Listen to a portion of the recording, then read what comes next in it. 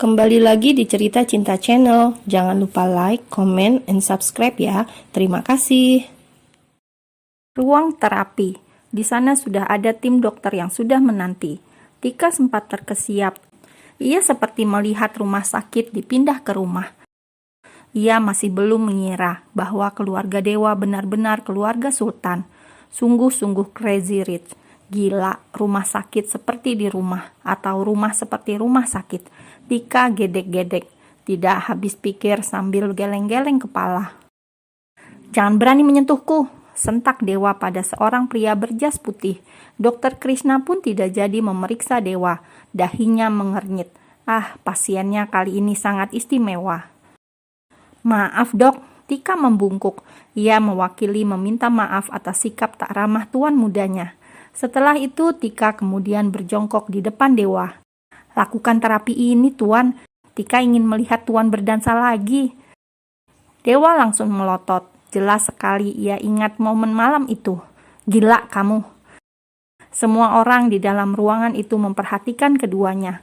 Tika bicara sambil bisik-bisik, seperti ibu yang sedang membujuk putranya.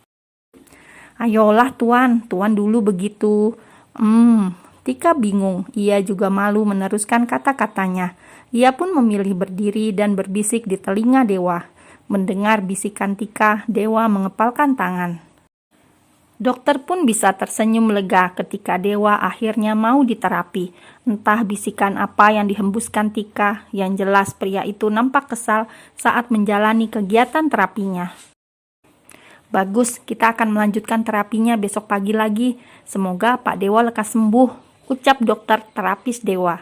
Setelah mengantar Dewa kembali ke kamarnya, Tika dipanggil oleh Nyonya Bos. Kenapa lagi nih aku dipanggil? Apa aku buat salah? Gumam Tika sambil kakinya terus melangkah menuruni tangga. Rumah ini terlalu luas, jarak kamar dan yang satunya sangat jauh. Kalau sering-sering dipanggil terus, lama-lama betis Tika jadi berkonde. Sudah kaki pendek berkonde sekalian. Gadis muda itu terus saja menggerutu. Ia baru diam dan menundukkan kepala ketika berpapasan dengan Mbak Mar.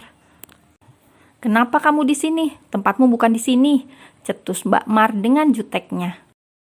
Nyonya memanggil Tika, Mbak. Mbak Mar menatap Tika dari bawah sampai atas. Apa ia akan dipecat? Batin Mbak Mar. Ya sudah, pergilah, ucapnya datar.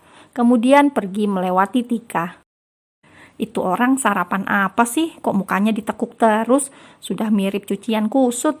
Batin Tika yang melihat kepergian kepala pelayan tersebut. Sadar bahwa ia ditunggu, Tika buru-buru melanjutkan langkahnya. Tok tok tok. Permisi Nyonya, ini Tika. Tika berbicara di depan pintu, tidak berani masuk sebelum yang punya kamar mempersilakan ia masuk. Begitu pintu terbuka, sosok wanita cantik keluar. Auranya sudah terpancar, pantas Dewa terlihat tampan. Mamanya saja cantik banget. Awet muda, dan itu loh, meski sudah tua tapi awet muda banget. Kulitnya kencang, putih dan mulus seperti kulitnya orang Korea. Batin Tika. Ayo ke ruangan kerja saya. Baik Nyonya. Tika berjalan mengekor pada Nyonya besarnya itu. Melewati lorong luas dan panjang. Benar-benar bukan rumah. Mata Tika terus saja memindai barang-barang mewah di rumah itu. Luas sekali. Sudah mirip lapangan golf. Duduklah Tika. Baik Nyonya. Mama Dewa, si pemilik saham terbanyak di Diamond Land tersebut, juga mulai duduk di meja kerjanya.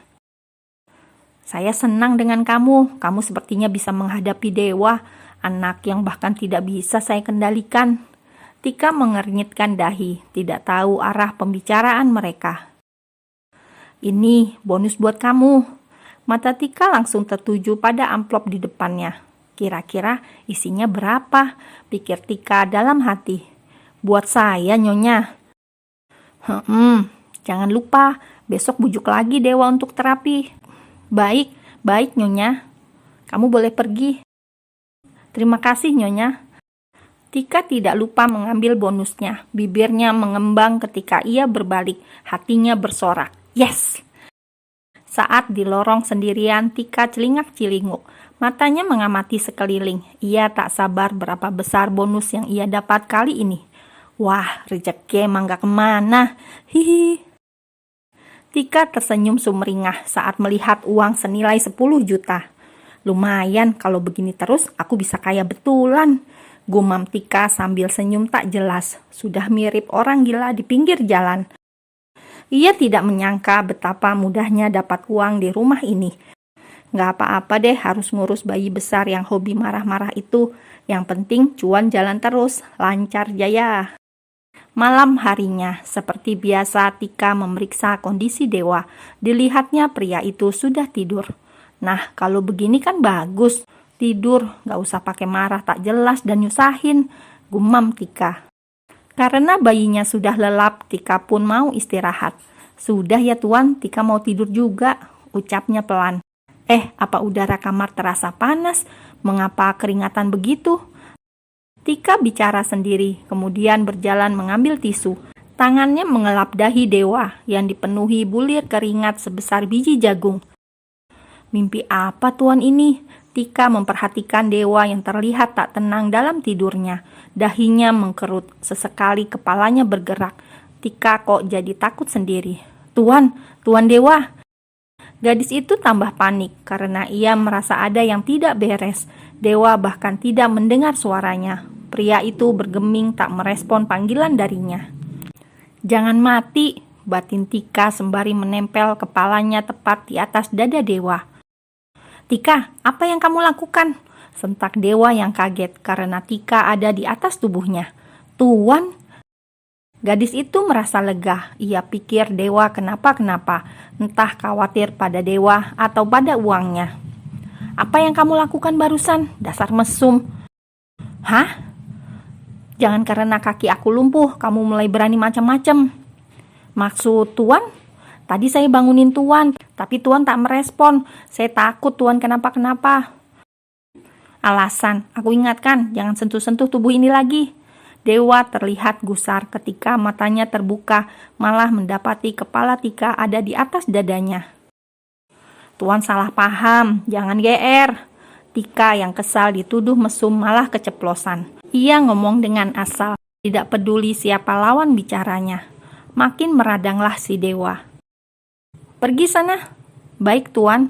Tika menggigit bibir bawahnya dan pergi. Aduh, sambil berjalan, ia memukul kepalanya sendiri. Padahal Dewa hanya tidur karena lelah. Mengapa ia pikir pria itu mati? Pagi harinya matahari bersinar sangat cerah, secerah hati Sartika Sarasvati. Gadis itu tersenyum lebar menatap amplop miliknya. Dari semalam ia sibuk mengeluarkan lembaran uang dari amplop itu. Ia tebar di atas kasur empuknya. Semalaman Tika tidur bertabur uang. Tok tok tok. Tika? Panggil Mbak Mar di depan pintu. Seketika Tika membereskan kamarnya. Lama sekali. Iya Mbak Mar. Waktunya tuan mandi, jangan lama-lama. Cepat ke sana. Baik Mbak. Tika buru-buru berjalan setengah berlari. Ia sampai lupa mengunci kamarnya. Selepas Tika pergi, Mbak Mar masuk ke dalam kamar itu. Entah apa yang dilakukan kepala pelayan tersebut. Jarang sekali Mbak Mar masuk ke kamar pelayan lainnya. Selamat pagi tuan, waktunya mandi.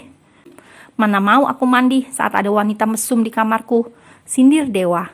Sepertinya besar uang yang aku dapat setara dengan harus makan hati, batin Tika dengan hati yang gondok. Tuan salah paham.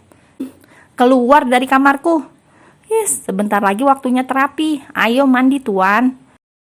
Tika yang muka tembok langsung saja mendorong kursi roda itu menuju kamar mandi. Tika, kamu benar-benar.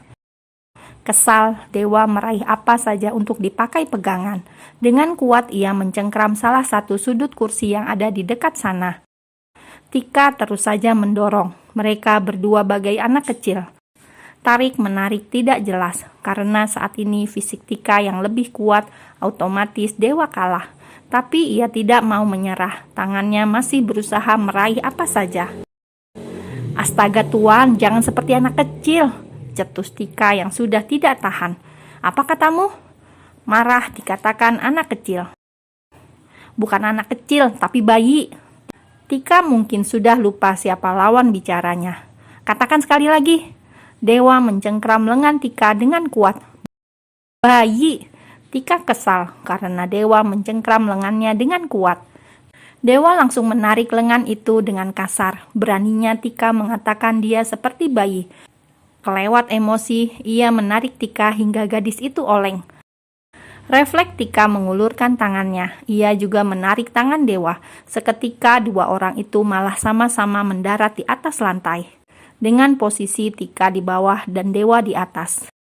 Wajah mereka terlalu dekat. Tika tak berkedip ketika hembusan nafas yang hangat itu menerpa wajahnya.